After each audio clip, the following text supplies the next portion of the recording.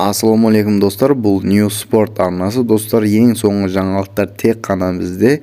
Видеоны бастамастан алдын арнаға тіркеліп, видеоға лайк басып кетіңіздер. Қазақстандық боксшы Санаталия Толтаев 2023 жылғы әлем чемпионатында жеңіліп қалды.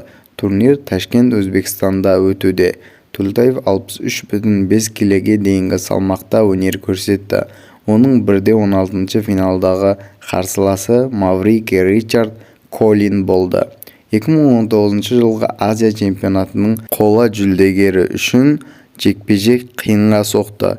3 раундтан кейін төрешілер жеңісті Колинге берді. Қазақстан үшін бұл екінші жеңіліс. Бұған дейін Талғат Сырымбетов 60 келіге дейін турнирден шығып қалған болатын.